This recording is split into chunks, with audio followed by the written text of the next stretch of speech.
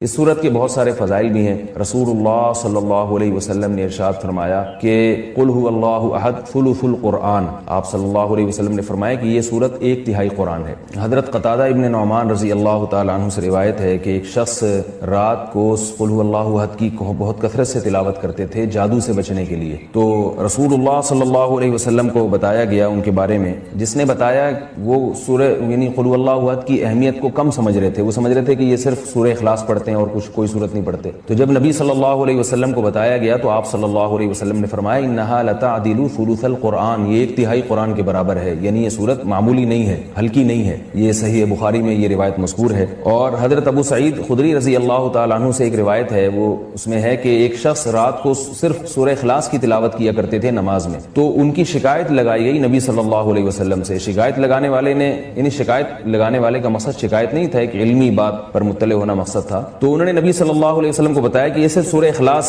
پڑھتے ہیں، یعنی وہ بھی سمجھ رہے تھے کہ یہ تو ایک چھوٹی سی صورت ہے اور بھی قرآن پڑھنا چاہیے۔ تو آپ صلی اللہ علیہ وسلم نے اس موقع پر بھی فرمایا کہ انہا لتعدل ثلث القرآن، فرمایا کہ یہ صورت 1/3 قرآن کے برابر ہے، یعنی یہ صورت معمولی صورت نہیں ہے۔ حضرت عائشہ رضی اللہ تعالی عنہا سے روایت ہے کہ آپ صلی اللہ علیہ وسلم جب بستر کی طرف جاتے تو آپ صلی اللہ علیہ وسلم قل هو اللہ احد، قل اعوذ برب الفلق، قل اعوذ برب الناس، یہ تینوں صورتیں پڑھ کے اپنے ہاتھ پہ پھونک مارتے اور اپنا ہاتھ پورے جسم پہ پھیر لیتے۔ یہ اہتمام آپ صلی اللہ علیہ وسلم نے اس وقت فرمایا جب آپ صلی اللہ علیہ وسلم پر جادو ہوا، اس کے بعد آپ صلی اللہ علیہ وسلم کا ہمیشہ یہ معمول رہا ہے۔ یہ بھی صحیح بخاری کی روایت ہے۔ صحیح بخاری کی ایک اور روایت میں ہے کہ حضرت عائشہ رضی اللہ تعالی عنہا فرماتی ہیں کہ ایک مرتبہ رسول اللہ صلی اللہ علیہ وسلم نے جہاد کے لیے ایک لشکر بھیجا، تو اس میں جو امام تھے وہ سورہ اخلاص کی بہت زیادہ تلاوت کیا کرتے تھے نماز میں۔ صحابہ کرام کا جب یہ لشکر واپس لوٹا ہے تو آپ صلی اللہ علیہ وسلم کو بتایا گیا کہ یہ سورہ اخلاص بہت زیادہ پڑھتے تھے نماز میں، تو آپ صلی اللہ علیہ وسلم نے ان سے پوچھا کہ تم یہ کام کیوں کرتے تھے، سورہ اخلاص تم اتنی زیادہ کیوں پڑھتے تھے؟ تو ان صحابی نے فرمایا کہ اس میں رحمان کے اوصاف بیان کیے ہیں، اللہ کی حمد و ثنا ہے، اور اس وجہ سے مجھے اس سورت سے محبت ہے، یعنی محبت ہے جس کی وجہ سے میرا دل چاہتا ہے میں اس کی بار بار تلاوت کروں۔ تو آپ صلی اللہ علیہ وسلم نے فرمایا کہ صحابہ سے فرمایا کہ ان کو خبر دے دو کہ اللہ بھی تم سے محبت کرتے ہیں۔ یہ بھی ایک سورت کی ایک بہت بڑی فضیلت ثابت ہوتی ہے۔ اور عبد الرحمن ابن ابزہ رضی اللہ تعالیٰ عنہ سے روایت ہے کہ رسول اللہ صلی اللہ علیہ وسلم وتر کی نماز میں پہلی رکعت میں سبح اسم ربک الاعلی، دوسری میں قل یا ایھا الکافرون، اور تیسری رکعت میں سورہ اخلاص کی تلاوت کیا کرتے تھے۔ تو وتر میں تیسری رکعت میں سورہ اخلاص کا پڑھنا یہ فضیلت کی چیز ہے۔ حضرت عقبہ ابن عامر رضی اللہ تعالیٰ عنہ سے روایت ہے کہ میں ایک مرتبہ رسول اللہ صلی اللہ علیہ وسلم سے ملا تو آپ صلی اللہ علیہ وسلم نے فرمایا کہ کیا میں تمہیں ایسی صورت کی خبر نہ دوں کہ نہ وہ صورت اللہ نے تورات میں نازل کی، نہ ایسی صورت اللہ نے انجیل میں، اور نہ ہی ایسی صورت اللہ نے کسی اور مقام پہ قرآن مجید میں نازل کی؟ میں نے عرض کیا ضرور یا رسول اللہ۔ تو آپ صلی اللہ علیہ وسلم نے فرمایا وہ صورتیں قل هو اللہ احد، قل اعوذ برب الفلق اور قل اعوذ برب الناس ہیں۔ اور آپ صلی اللہ علیہ وسلم نے اسے فرمایا کہ کوئی بھی رات ایسی نہیں ہونی چاہیے جو ان صورتوں کی تلاوت کے بغیر گزر جائے، یعنی ہر رات میں یہ تینوں صورتوں کی تلاوت لازمی کیا کرو۔ تو عقبہ ابن عامر رضی اللہ تعالیٰ عنہ فرماتے ہیں پھر پوری زندگی مجھ سے کبھی بھی ان تینوں صورتوں کی تلاوت رات میں نہیں چھوٹی اور کبھی بھی ناغہ نہیں ہوا۔ اور حضرت ابو ہریرہ رضی اللہ تعالیٰ عنہ سے ایک اور روایت ہے کہ رسول اللہ صلی اللہ علیہ وسلم نے کسی شخص کو قل هو اللہ احد کی تلاوت کرتے ہوئے دیکھا تو آپ صلی اللہ علیہ وسلم نے فرمایا کہ واجب ہو گئی۔ صحابہ نے پوچھا یا رسول اللہ کیا چیز واجب ہو گئی؟ آپ نے فرمایا کہ اس کی تلاوت کرنے والے کے لیے جنت واجب ہو گئی۔ یہ تو اس صورت کے کچھ فضائل تھے جو میں نے آپ کے سامنے بیان کیے۔ اس صورت میں ہمیں اسباق کیا ملتے ہیں؟ پہلی تو سبق ہمیں توحید کا ملتا ہے کہ اسلام توحید کے بغیر کامل نہیں ہے، بلکہ اسلام مقبول ہی نہیں ہے۔ آج بہت سارے لوگ اللہ تعالیٰ کو معبود تو کہتے ہیں مگر اللہ کے سوا مشکل کشا، حاضر ناظر اور مختار کل ایسے ایسے الفاظ ایجاد کیے ہوئے ہیں جو غیر اللہ پر بھی اس کا اطلاق کرتے ہیں۔ بعض لوگ قبر پرستی کا شکار ہیں، بعض لوگ رسول اللہ صلی اللہ علیہ وسلم کو عالم الغیب کہتے ہیں، حاضر ناظر کہتے ہیں، جبکہ ہمیں اس صورت میں کیا سبق مل رہا ہے کہ اللہ یکتا ہے، اس جیسا کوئی بھی نہیں۔ تو اللہ اگر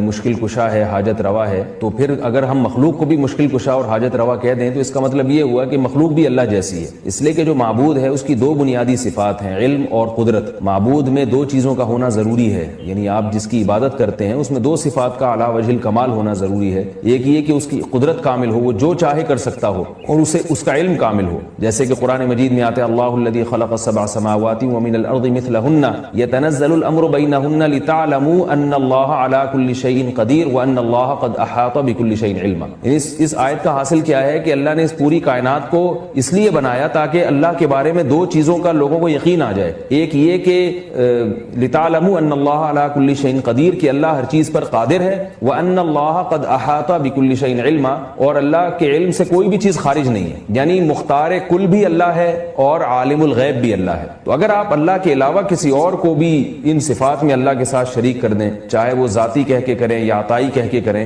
کسی بھی طرح سے کر دیں، یعنی بعض لوگ یہ کہتے ہیں کہ اللہ مشکل کشا ہے، لیکن اللہ نے اپنی مخلوق میں سے بعض پیغمبروں کو مشکل کشا بنا دیا ہے، اور اللہ عالم الغیب ہے لیکن اللہ نے اپنی مخلوق میں سے بعض پیغمبروں کو عالم الغیب بنا دیا ہے، تو یہ غلط ہے۔ اسی کی قرآن جگہ جگہ نفی کر رہا ہے کہ علم غیب میں اور قدرت میں اللہ جیسا کوئی بھی نہیں ہے۔ اس لیے اس سورت سے ہمیں یہ سبق ملتا ہے۔ دوسرا ہمیں سبق ملتا ہے کہ لم یلد ولم یولد، کہ اللہ کے بارے میں یہ عقیدہ رکھنا کہ اس نے جنا ہے، جیسے کہ عیسائی کہتے ہیں حضرت عیسیٰ علیہ السلام اللہ کے معاذ اللہ بیٹے ہیں، تو اللہ نے کسی کو نہ تو بیٹا بنایا اور نہ اللہ نے جنا۔ بعض عیسائی کہتے ہیں کہ اللہ نے حضرت عیسیٰ کو جنا ہے معاذ اللہ، لیکن عیسائیوں میں جو جمہور ہیں وہ یہ کہتے ہیں کہ اللہ نے جنا تو نہیں ہے لیکن آج انشاءاللہ اس کے بارے میں، دعا کے بارے میں کچھ بات کروں گا کہ ہم لوگ دعاؤں سے بہت زیادہ غافل ہیں۔ اللہ تعالیٰ نے قرآن مجید میں دعا کے بارے میں فرمایا ادعوا ربکم تضرعا وخفیا، اپنے رب کو پکارو عاجزی کے ساتھ اور چپکے سے۔ جیسے اللہ نے نماز کا حکم دیا، اللہ نے زکوٰۃ کا حکم دیا، بالکل اسی طرح سے اللہ نے مانگنے کا حکم بھی دیا ہے کہ ہم کس سے مانگیں؟ اللہ سے مانگیں، اور مانگیں یعنی اللہ کے علاوہ کسی اور سے نہیں مانگیں، اور اللہ سے بھی باقاعدہ مانگیں، مانگنے کا عمل جاری رکھیں۔ آج جہاں باقی عبادتوں میں سستی ہو رہی ہے، دعاؤں میں بھی لوگ پیچھے چلے جا رہے ہیں، مانگتے ہی نہیں ہیں، اور مانگتے ہیں تو پتہ نہیں کس اسٹائل سے مانگتے ہیں، توجہ نہیں ہوتی۔ اجتماعی دعاؤں پر زیادہ زور ہے، انفرادی پر زور نہیں۔ کہیں مجمع دعا مانگ رہا ہوتا تو ہاتھ اٹھا کے آمین آمین شروع کر دیں گے، بس ٹھیک ہے وہ بھی جائز ہے، لیکن دعا میں جو اصل ہے وہ انفرادی ہے۔ دیکھیں جب آپ کسی سے اپنی حاجت پوری کرنے کے لیے، کچھ مانگنے کے لیے جاتے ہیں تو اکثر آپ کی کوشش ہوتی ہے کہ اس سے اکیلے میں ملو۔ اکثر کوشش کیا ہوتی ہے؟ سب کے سامنے نہیں، بلکہ آپ اس کو لیں گے بھائی تھوڑی دیر کے لیے ذرا مفتی صاحب آپ سے کام، ایسا ہی ہوتا ہے نا، ذرا چھاؤں میں آ جائیں تھوڑی دیر کے لیے۔ لوگ کہتے ہیں نا مفتی صاحب کہہ رہے ہیں بھائی یہیں پوچھ لو، کہہ رہے نہیں ذرا سائڈ پہ آ جائیں، تو سائڈ پہ جانے کے بعد پھر آپ کہتے ہیں یہ مسئلہ ہے، فلانا مسئلہ ہے، ڈمکانا مسئلہ ہے۔ تو سائڈ پہ لے جانے سے بعض دفعہ یہ بھی ہوتا ہے کہ سب کے سامنے آدمی اپنی بات نہیں لانا چاہ رہا ہوتا، اور بعض دفعہ یہ بھی ہوتا ہے کہ میں اپنی بات توجہ کے ساتھ سنا سکوں۔ تو دعا میں انسان، اللہ تو سب کی بات سنتا ہے، مجمع میں بھی اور تنہائی میں بھی، لیکن آپ دعا مانگنے میں جو آپ کی طبیعت لگے گی، توجہ سے مانگو گے، وہ تنہائی میں زیادہ شوق سے، زیادہ رغبت سے مانگ سکتے ہو۔ اجتماع میں ایسی رغبت اور ایسی شوق سے انسان دعا نہیں مانگ سکتا، وہ انفرادی دعائیں ہی ختم ہوتی جا رہی ہیں۔ قرآن مجید میں اللہ تعالیٰ نے رمضان کی جو آیتیں ہیں ان آیتوں کے بعد ذکر کیا وَإِذَا سَأَلَكَ عِبَادِي عَنِّي فَإِنِّي قَرِيب، اے نبی ان سے کہہ دیجئے کہ جب یہ مجھ سے میرے بارے میں پوچھیں تو آپ ان کو بتا دیں کہ میں بہت قریب ہوں تمہارے۔ اجیب دعوت الداعی اذا دعان، جب کوئی پکارنے والا، دعا مانگنے والا مجھ سے دعا مانگے گا تو میں اس کی پکار کا جواب بولے بھائی اس پکار کا جواب دوں گا۔ پکار کا جواب دینے کا مطلب کیا ہوتا ہے؟ قبول کروں گا اس کی دعا۔ جواب کا یہ مطلب نہیں کہ اچھا میں نے سن لیا ہے چلو، ایک جواب تو یہ بھی ہوتا ہے نا، اچھا اب چپ ہو جا، ہم کسی کو پکار رہے ہوں اگلا کہتے ہیں اچھا بھائی ٹھیک ہے پتہ چل گیا، اب چپ کر کے بیٹھ جاؤ آرام سے۔ تو اللہ تعالیٰ جب جواب دیتے ہیں تو کیا مطلب ہوتا ہے کہ اللہ تعالیٰ وہ دعا قبول کر رہے ہیں۔ ہم دعا کثرت سے مانگتے کیوں نہیں ہیں؟ اس کی وجہ یہ ہے کہ ہمارے ذہن میں ایک چیز شیطان نے بٹھا دی ہے کہ مانگو تب بھی ویسے کے ویسے ہی ہے، نہیں مانگو تب بھی ویسے کے ویسے۔ وہ فلاں آدمی تو نہیں مانگتا، وہ تو پھر بھی اس کی تنخواہ اچھی مل رہی ہے، اور میں تو کئی سالوں سے دعائیں مانگ رہا ہوں، اے اللہ میری تنخواہ ڈبل نہیں کر سکتا تو کم از کم 50% ہی بڑھا دے، تو میں تو وہیں کا وہیں ہوں، میری تنخواہ میں تو کوئی اضافہ ہو نہیں رہا۔ تو ہم تو دیکھتے ہیں کہ ادھر دعا مانگو کچھ بھی نہیں ہو، سوائے ثواب کے کچھ بھی نہیں ملتا۔ یہ وہ چیز ہے جو انسان کو دعاؤں سے روکتی ہے۔ حالانکہ ہم پیغمبروں کی زندگی دیکھتے ہیں تو بات بات پر دعائیں مانگتے تھے، بہت کثرت سے، بہت زیادہ۔ نوح علیہ السلام، اچھا اللہ نے ان کی دعاؤں کو قرآن میں ذکر بھی کیا ہے۔ مناجات مقبولہ ایک دعاؤں کی کتاب ہے۔ حضرت مولانا اشرف علی تھانوی رحمہ اللہ تعالی نے قرآن اور حدیث کی دعاؤں کو ایک چھوٹی سی کتاب میں جمع کر کے ایک ہفتے پہ ڈیوائڈ کر دیا ہے اس کو کہ آپ روزانہ ان میں سے ایک حصہ پڑھیں گے تو پورا ہفتے میں وہ تقریباً تمام دعائیں کور ہو جائیں گی جو قرآن و سنت میں بیان کی گئی ہیں. وہ کتاب ضرور خریدیں, رکھیں اپنے پاس, مناجات مقبولہ کے نام سے. تو ہم دعا کیوں نہیں مانگتے؟ مسئلہ ہمارے ساتھ یہ ہے کہ ہم کہتے ہیں کہ جو مانگتا ہے وہ بھی وہینچ کا وہینچ, اور جو نہیں مانگتا ہے وہ بھی کوئی سرخاب کے پر تو لگ نہیں جاتے کوئی مانگ رہا ہو تو. یہ وہ مسئلہ ہے جس کی وجہ سے لوگ دعائیں مانگنے میں بخل سے کام لیتے ہیں, جبکہ پیغمبر کثرت سے دعائیں مانگا کرتے تھے, بہت زیادہ. جو پچھلی آسمانی کتابیں ہیں ان میں لکھا ہوا ہے کہ یعقوب علیہ الصلوۃ والسلام اتنی کثرت سے دعائیں مانگا کرتے تھے کہ سجدے میں جا کے کہ ان کے یہ جو گھٹنے ہیں اور سر میں سخت نشان بن چکے تھے, وہ جگہ زمین پہ لگ کے سخت ہو جاتی ہے نا. تو اتنی کثرت سے دعائیں, اتنی کثرت سے دعائیں. ہم نے جن بزرگوں کے ساتھ ٹوٹا پھوٹا وقت گزارا ان کو دیکھا کہ وہ دعا بہت لمبی لمبی دعائیں مانگا کرتے تھے, بہت لمبی. ہمارے شیخ کے سامنے جب کوئی آیا کرتا تھا دعا کے لیے کہتا تو ہاتھ اٹھائے بغیر ویسے ہی اس کو ایک دعا کا جملہ کہہ دیا کرتے تھے. تو کسی نے کہا کہ آپ ہاتھ اٹھا کے اس کے لیے دعا کیوں نہیں مانگتے؟ تو فرماتے تھے کہ جب میں ایک دفعہ ہاتھ اٹھا لیتا ہوں تو پھر اتنی آرام سے نیچے گراتا نہیں, کیونکہ پھر اللہ کے دربار میں اب ہاتھ اٹھا لیے تو پھر تو ایسا ان کا دل لگتا تھا, مانگتے چلے جاتے تھے, مانگتے چلے جاتے تھے. تو بات یہ ہے کہ جب یہ یقین پیدا ہو جائے کہ جس خالق نے ہمیں پیدا کیا ہے اور جس نے ہمیں مانگنے کا حکم دیا ہے اس کے سامنے جب ہاتھ اٹھا کے گڑ گڑائیں گے تو وہ تھوڑا نہیں دے, وہ دعا لازمی قبول کرے گا, اور وہ لازمی ہماری مانگی ہوئی چیزیں ہمیں عطا کرے گا.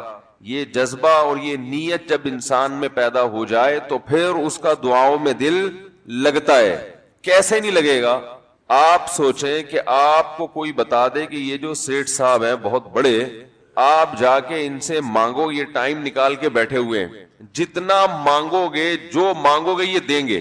تو اب آپ بتاؤ, آپ یہ کہو گے کہ میرے پاس مانگنے کا ٹائم نہیں ہے؟ ایسے موقع پہ آپ یہ کہو گے؟ آپ جائیں گے اور بسم اللہ کر کے شروع ہو جائیں گے. آپ بولیں گے سر یہ مجھے 10 فائلیں چاہیے بحریہ ٹاؤن کی. آپ سوچو گے 10 نہیں ملی تو 9 تو مل جائیں گے. سر مجھے یہ بھی چاہیے, مجھے یہ بھی چاہیے, مجھے یہ بھی چاہیے, اور آپ کو یقین ہو کہ یہ دے رہے, تو آپ کبھی بھی کنجوسی سے کام نہیں لو. پھر آپ یہ نہیں کرو گے کہ آپ مانگتے ہوئے جو ہے نا اس سے آپ جب مانگ رہے ہو تو آپ کی کبھی ادھر دیکھ رہے ہو, کبھی ادھر دیکھ رہے ہو, کبھی ناک میں انگلی گھما رہے ہو, کبھی سر میں کھجا رہے ہو. کوئی آ کے اس دوران آپ کو چھیڑے گا تو آپ کہو گے یہاں سے دفع ہو جاؤ.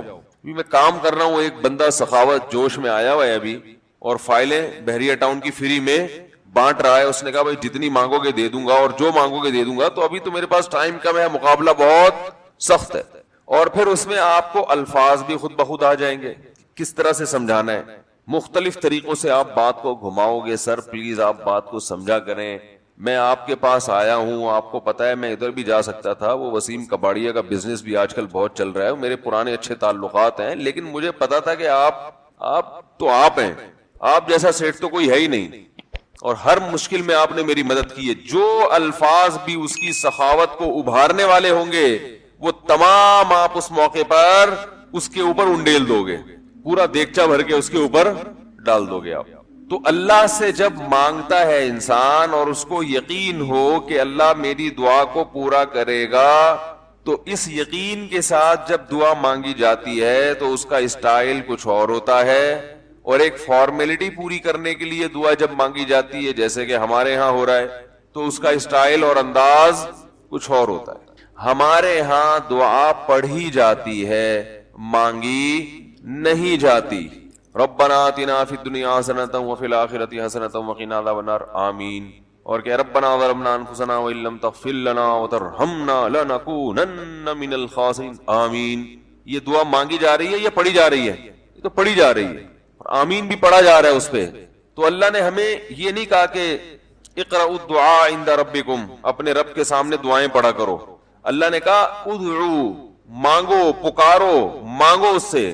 بھکاری جیسے بھیک مانگتا ہے نا, لوگ کہتے ہیں مانگنے کا کیا طریقہ ہے؟ بھائی جو بھکاریوں سے پوچھو بھیک مانگنے کا کیا طریقہ ہے. بھکاری اکثر ان پڑھ ہوتے ہیں, جو پڑھے لکھے بھکاری ہوتے ہیں پھر وہ IMF سے مانگتے ہیں, وہ چھوٹی موٹی چیزیں نہیں مانگتے. بھکاری اکثر کیا ہوتے ہیں؟ ان پڑھ, جن سے ہمارا صبح شام واسطہ پڑتا ہے. تو یہ کسی سے بھیک مانگنے کا طریقہ سیکھ کے آتے ہیں. بولو نا بھائی, کسی سے طریقہ سیکھ کے آتے ہیں کہ یار وہ ذرا فلاں بندے سے چندہ مانگنا ذرا طریقہ بتانا. اگر کوئی بتائے گا بھی تو وہ کہے گا تو اپنے پاس رکھ, مجھے پتا ہے مجھے جیب اپنی کیسے بھرنی ہے. اس موقع پہ جو اس کی حالت دیکھ کے نا وہ اپنا منہ بھی ٹیڑھا ویڑھا کرے گا, کپڑے بھی پھٹے پرانے, اور بہت گھمائے گا بات کو, ایسے منہ بنائے گا جیسے دنیا میں اس سے زیادہ غریب اور محتاج کوئی ہے ہی نہیں. سحری پانی سے کی ہے میں نے, گھر میں بچے بھوک سے بلک رہے ہیں, ایسی کہانیاں سنائے گا, ایسی کہانیاں سنائے گا. تو یہی حال انسان کا ہے جب اسے پتا ہو کہ میرا رب جو مانگوں گا وہ دے گا مجھے, تو پھر اس کے بھیک مانگنے کا انداز اور جو دعا مانگنے کا اسٹائل ہے وہ خود بخود فطرت اسے سکھا دیتی ہے, خود بخود اس کے اندر الفاظ آنا شروع ہو جاتے ہیں کہ ایسے مانگنا چاہیے. لیکن پرابلم یہ ہے, مسئلہ یہ ہے کہ دل میں یہ بات بیٹھ چکی ہے کہ قبول نہیں ہو رہی. عجیب حدیث ہے, رسول اللہ صلی اللہ علیہ وسلم نے ارشاد فرمایا کہ اللہ بندے کی دعا قبول کرتے رہتے ہیں, وہ مانگتا رہتا ہے قبول ہوتی رہتی ہے, وہ مانگتا رہتا ہے قبول ہوتی رہتی ہے, یہاں تک کہ ایک وقت ایسا آتا ہے کہ بندہ یہ کہتا ہے کہ میں مانگ رہا ہوں قبول تو ہو نہیں رہی. تو جب یہ کہتا ہے تو اس وقت قبول کرنا بند کر دیتے ہیں اللہ تعالیٰ. اللہ کہتے ہیں کہ اگر تو یہ سمجھ رہا ہے کہ قبول نہیں ہو رہی تو اب نہیں ہوگی. اب عجیب بات ہے یا نہیں ہے یہ حدیث؟ بھائی وہ بندہ کئی سال سے دعائیں مانگ رہا تھا اور پھر آخر میں آ کے کہتا ہے کہ قبول تو ہو نہیں رہی, تو ظاہر ہے کچھ نہیں ہو رہی ہوگی تبھی تو کہہ رہا ہے نا. اس کو ایسا لگ رہا ہوگا کہ قبول نہیں ہو رہی. بھائی اس کو یہ لگ رہا ہوگا کہ نہیں, جو چیزیں مانگ رہا ہوں وہ تو مل نہیں رہی, تو تبھی تو وہ کہتا ہے کہ قبول نہیں ہو رہی. تو سوال پیدا ہوتا ہے پھر اللہ قبول کرنا بند کیوں کر دیتے ہیں؟ اللہ تعالیٰ جب دعائیں قبول کرتے ہیں تو اس کا انداز وہ نہیں ہوتا جیسے ایک عام انسان جب کسی کو بھیک دیتا ہے. ایک عام فقیر جب آپ کے پاس آئے گا, آپ سے بھیک مانگے گا, 100 روپے دے دو, 20 روپے دے دو, آپ اٹھا کے 100 نہیں تو 10-20 تو پکڑا دیتے ہیں اس کو, تو وہ یہ سمجھتا ہے کہ میری دعا کیا ہو گئی؟ قبول. لیکن اللہ تعالیٰ اس طرح دعا نہیں قبول کرتے. اگر اللہ اس طرح سے دعائیں قبول کرنا شروع کر دیں تو پھر یہ معاملہ غیب کا نہیں رہے گا.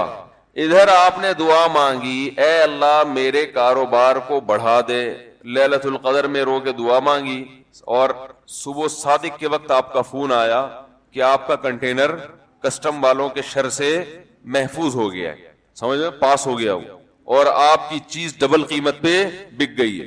پھر آپ نے دعا مانگی, اے اللہ تیری رحمت اس وقت جوش میں آئی ہوئی ہے, تو ایسا کر میرا بچہ بھی پاس ہو جائے, اس کے نمبر اچھے آ جائیں. ادھر فون آیا کہ آپ کا بچہ پہلی پوزیشن سے کامیاب ہو گیا. پھر آپ نے کہا آج اللہ کی رحمت بہت جوش میں آئی ہوئی ہے, اے اللہ میری بیوی بھی ٹھیک ہو جائے. تو بیگم صاحبہ کا فوراً فون آ گیا کہ میں ٹھیک ہو گئی ہوں, ہے بھائی میں ٹھیک ہو گئی. اے اللہ ساس صاحبہ بہت دنوں سے آگے بیٹھی ہوئی ہیں, جانے کا نام نہیں لے رہی, فون آ گیا کہ میں چلی گئی. اس طرح سے اگر دعائیں قبول ہونا شروع ہو جائیں تو میرے بھائی پھر یہ سارے کافر, یہ سارے لبرل لوگ جو اللہ کو مانتے ہی نہیں ہیں, یہ دنیا کا ہر کام چھوڑ کے مصلی بچھا لیں گے اور دعاؤں کو فوکس کرنا شروع کر دیں گے. دعا قبول ہوتی ہے مگر اس شخص کی جو اللہ پر غیب پر ایمان رکھتا ہے, جسے دعا قبول ہوتی ہوئی نظر نہیں آتی مگر وہ یقین کرتا ہے کہ دعا قبول ہو رہی ہے. صرف اس شخص کی دعا قبول ہوتی ہے, اس کے علاوہ کسی کی قبول نہیں ہوتی. بہت مشکل ہے بھائی سمجھانا. دعا سب کی قبول ہوتی ہے کا مطلب پتہ ہے؟ سب کی مطلب ان سب کی کہ جو یہ یقین رکھتے ہیں کہ قبول ہوتی بھی نظر نہیں آ رہی پھر بھی قبول ہو رہی ہے, ان لوگوں کی قبول ہوتی ہے دعا. حدیث سے پتہ چلتا ہے. اور اصل میں دعا مانگتے ہی یہی لوگ ہیں. اب آپ کہیں گے بھائی نظر تو آ نہیں رہی, جب میں جو چیز مانگ رہا ہوں وہ مل نہیں رہی, تو کیا ایسے قبول کا کرنا کیا ہے بھائی؟ یہ تو صرف مشورے مل رہے ہیں ہمیں کہ پھر بھی مانگتے رہو. تو ہم نے, وہ ایک فقیر تھا نا, ایک سیٹھ صاحب کے پاس آیا, کہنے لگا کہ بھائی ذرا کچھ پیسے مل جائیں گے, گھر میں ضرورت ہے. تو اس نے کہا اتنے ہٹے کٹے ہو کے بھیک مانگتے ہو, شرم نہیں آتی؟ تو اس نے کہا فی الحال میں نے آپ سے بھیک مانگی ہے, مشورہ نہیں مانگا.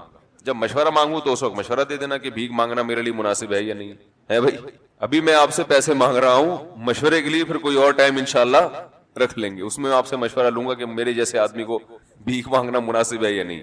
تو آپ کے ذہن میں بھی یہ خیال آ رہا ہوگا کہ ہم اللہ سے دعا مانگتے ہیں اور اللہ کی طرف سے جو چیز جو ہم مانگ رہے ہیں وہ تو مل نہیں رہی, بلکہ اللہ کی طرف سے مشورے مل رہے ہیں کہ مانگتے رہو, قبول ہو رہی ہے, تو ہوتی بھی تو نظر نہیں آ رہی.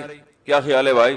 ہوتی قبول ہوتی بھی نظر تو نہیں آ رہی. تو یاد رکھیں دعا تو لازمی قبول ہوتی ہے. اگر آپ کو قبول ہوتی بھی نظر نہیں, دعا قبول ہونے کے انداز مختلف ہیں. اللہ تعالیٰ کے جس طرح سے قبول کرتے ہیں نا, وہ عام لوگوں کی طرح نہیں آپ کو چیزیں پکڑا دیتے. یہ تو غیب سے معاملہ ختم ہو جائے گا. اللہ کی حکمت کا تقاضا یہ ہے کہ اس طرح سے قبول کروں کہ قبول ہو مگر اس کو پتا نہ چلے, کیونکہ وہ اللہ کا دربار ہے, اس کی کچھ قیمت ہے کہ وہ ہر ایک کو مانگنے کی توفیق نہیں دیتا. بھائی آپ نے کبھی دیکھا کہ کوئی سیٹ ایسی دکان کھول کے بیٹھ جائے کہ آؤ جو مانگو میں دوں گا؟ ایسے تو کیا ہوگا کہ پورا نظام خراب ہو جائے گا نا. پھر آپ 10 فائلیں تھوڑی مانگیں گے, پھر تو آپ کہیں گے پورا بحریہ ٹاؤن میرے حوالے کر دو, پھر تو آپ یہ کریں گے نا. یہ تو میں نے ایک مثال دی تھی. عملاً ایسا نہیں ہوتا. عملاً وہی آ کے بیٹھے گا اور وہی آپ کو پیشکش کرے گا کہ اس کے کچھ اصول اور ضابطے ہوں گے, ان قواعد پہ آپ پورے اترتے ہوگے تو آپ کو وہ گھسنے دے گا. اللہ کے بھی کچھ اصول اور ضابطے ہیں, ساری دعائیں قبول کرے گا, جو مانگو گے صرف اتنا نہیں بلکہ بڑھا کے دے گا. لیکن اصول یہ ہے کہ اللہ کہتے ہیں کہ جب میں دوں گا تو نظر نہیں آئے گا, مگر یقین رکھنا ہے کہ کیا کر رہا ہوں, میں دے رہا ہوں, پھر دیتا رہوں گا میں. پھر بات وہیں آگے کھڑی ہو جاتی ہے کہ ایسے دینے کا کیا فائدہ کہ ہماری سمجھ میں نہیں آ رہا کہ پتہ نہیں کیسے دے رہا ہے اللہ تعالیٰ.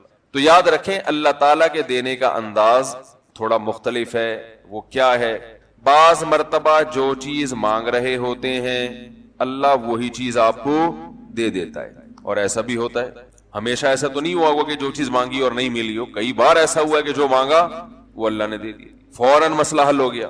بعض دفعہ بلکہ اس سے بھی پہلے کا اسٹیپ, بسا اوقات تو آپ دعا مانگ ہی نہیں رہے ہوتے, آپ اس کو دعا سمجھ رہے ہوتے ہو, لہذا اس میں وہ جان ہوتی نہیں ہے, تو قبولیت کا پھر سوال ہی پیدا نہیں ہوتا.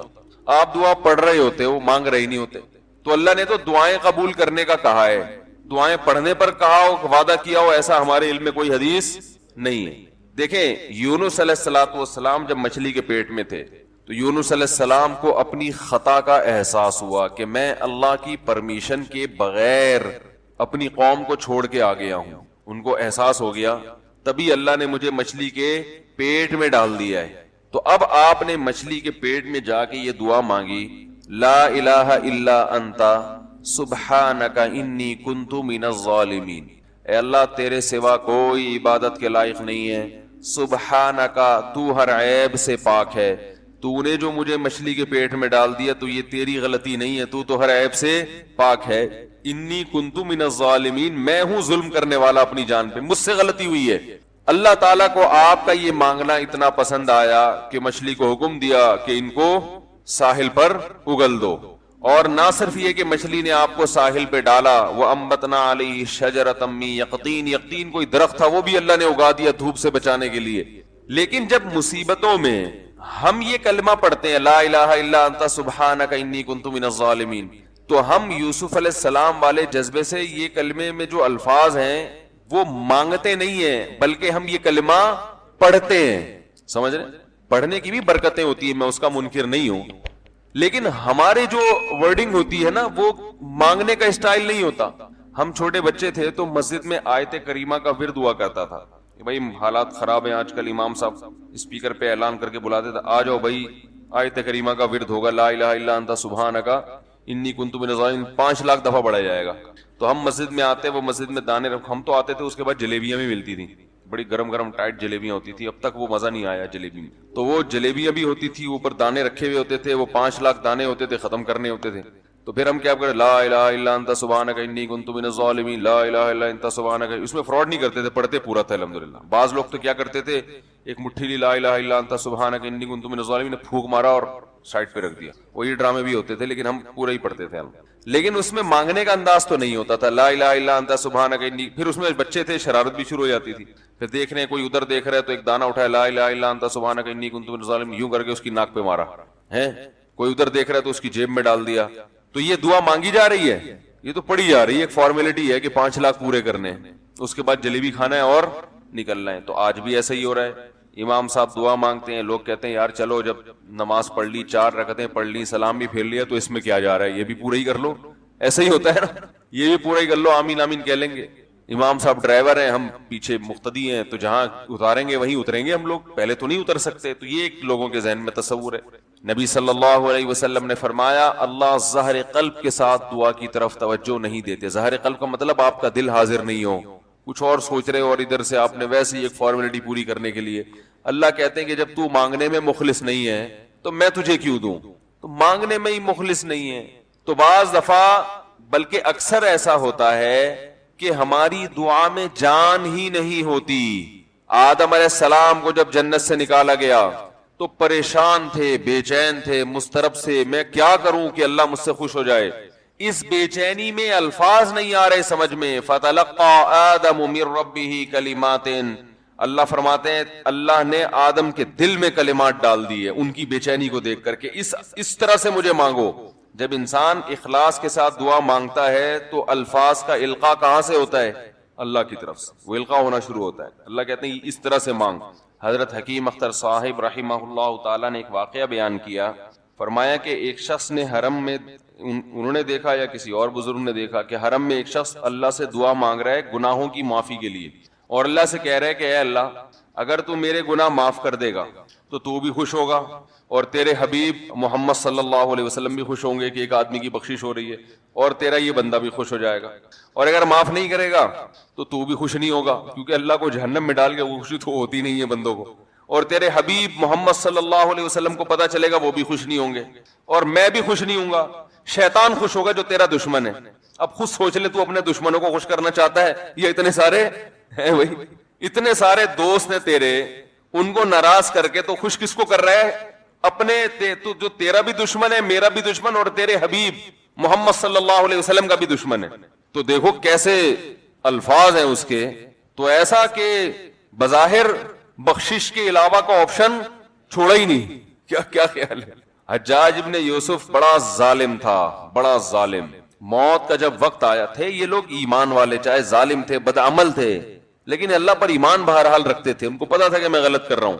جب موت کا وقت آیا تو کہنے لگا کہ اے اللہ لوگ کہتے ہیں کہ تو مجھے نہیں بخشے گا, لوگ کہتے ہیں کہ میرے جیسے گناہگار کو تو نہیں بخش سکتا.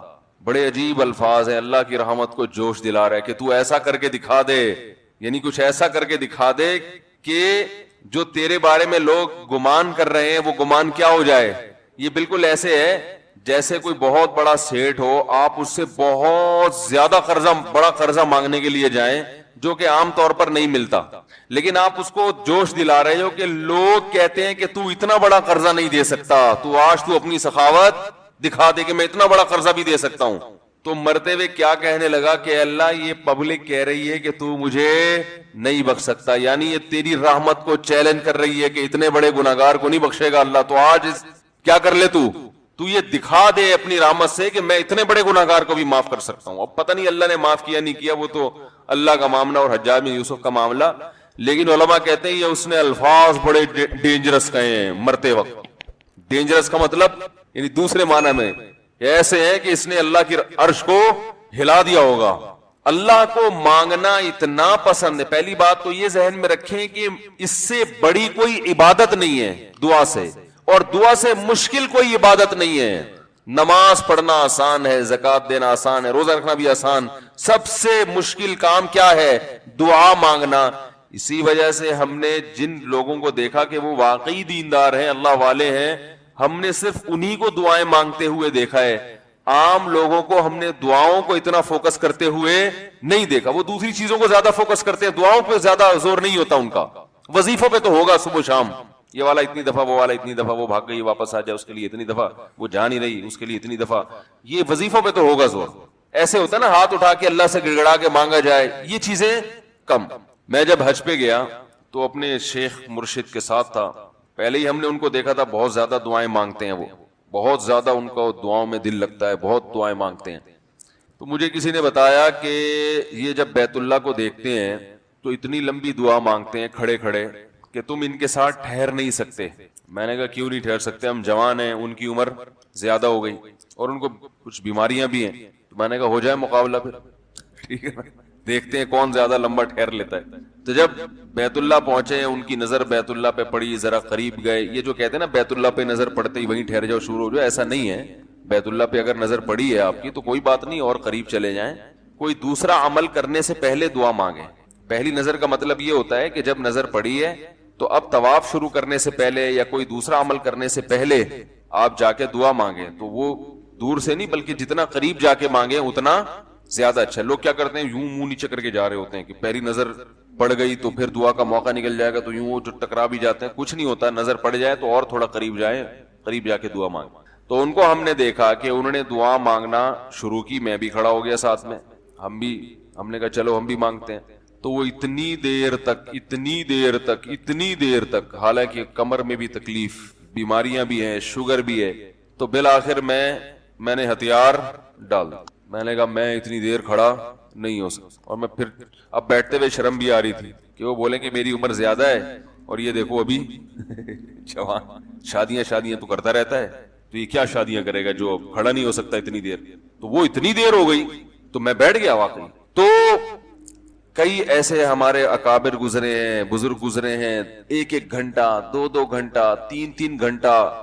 مرکز میں, تبلیغی مرکز میں کسی نے بتایا کہ ایک بزرگ کو میں نے دیکھا صبح اشراق کے وقت دعا مانگنا شروع کی ہے اور ظہر کی نماز میں اٹھے. اشراق کے وقت دعا مانگنا شروع کی اور کب اٹھے؟ یہ وہ لوگ تھے جن کا دعاؤں میں دل لگتا تھا. اب بتائیں دعا مشکل عبادت ہے یا نہیں؟ حضرت عمر رضی اللہ تعالی عنہ کا قول ہے, فرماتے ہیں کہ مجھے اس بات کی پرواہ نہیں ہوتی کہ میری دعا قبول ہو رہی ہے کہ نہیں ہو رہی, مجھے اس کی فکر رہتی ہے کہ دعا مانگنے کی توفیق مل رہی ہے کہ نہیں مل رہی. کیونکہ اللہ جب ناراض ہوتا ہے نا کسی سے, مانگنے کی توفیق چھین لیتا ہے اللہ تعالیٰ. اور مانگنے کی توفیق دی ہوئی, اس کا مطلب اگر ناراض ہے بھی تو اتنا زیادہ نہیں ہے, تھوڑا بہت ہے, وہ تلافی چاہتا ہے کہ آپ کر لو. مانگنے کی توفیق ملنا اس کی علامت ہے کہ اللہ اگر ناراض بھی ہے تو بہت زیادہ نہیں روٹھا ہوا, بلکہ اس نے سوری کا آپشن دیا ہوا ہے کہ چلو مانگ کے اپنا منا لو, مجھے کسی بھی طریقے سے راضی کر لو. دعا کا اس قدر فائدہ ہوتا ہے انسان کو, اس قدر فائدہ ہوتا ہے. آپ مانگنا شروع کریں, زندگی چینج ہونا شروع ہو جائے گی, آپ کی زندگی میں تبدیلی آنا شروع ہو جائے گی.